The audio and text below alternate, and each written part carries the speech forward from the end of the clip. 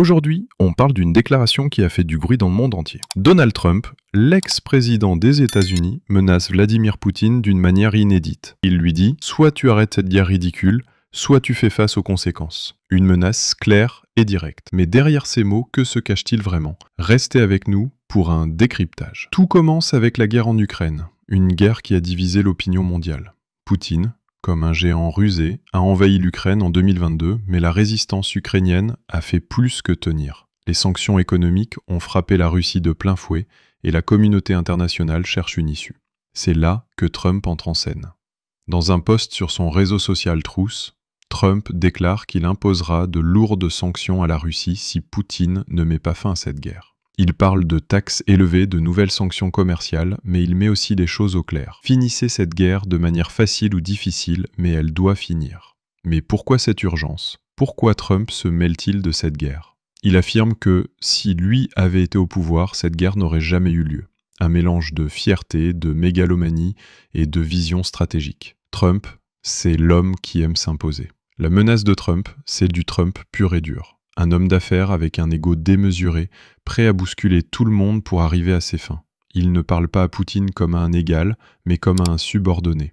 C'est la méthode Trump. Dur dans ses propos, mais avec une vision claire de ce qu'il veut.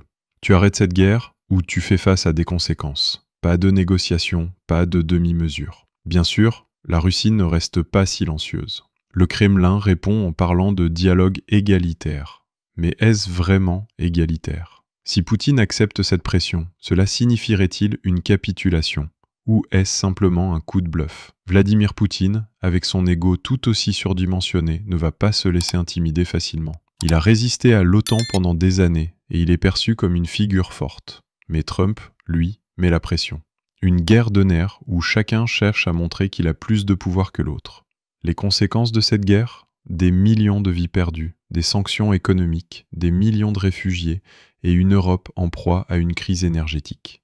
Mais Trump ne semble pas effrayé par l'idée d'intensifier encore plus la pression. Il parle d'un changement de paradigme. Il veut que la Russie fasse un choix, finir cette guerre ou affronter des sanctions sévères. Et pendant ce temps, l'OTAN, qui soutient l'Ukraine, n'est pas au bout de ses peines. Si la Russie gagne, la crédibilité de l'Alliance serait gravement affectée. L'OTAN, censée être la plus grande force militaire du monde, risquerait de perdre sa crédibilité en cas de victoire de Poutine. Mais là aussi, Trump joue un rôle clé. Il défie l'OTAN et impose sa vision. L'Europe, prise entre deux feux, cherche à se protéger tout en essayant de comprendre quel rôle jouer. Au final, Trump met la pression, il veut un accord rapide. Mais la question reste, Poutine va-t-il plier sous cette menace? Va-t-il accepter de terminer cette guerre ou va-t-il résister encore plus longtemps?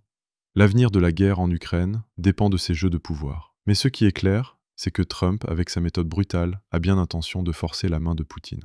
Que pensez-vous de cette situation? Est-ce une stratégie efficace ou une escalade dangereuse? Merci d'avoir regardé cette vidéo. Laissez vos commentaires ci-dessous et n'oubliez pas de vous abonner pour plus de contenu percutant.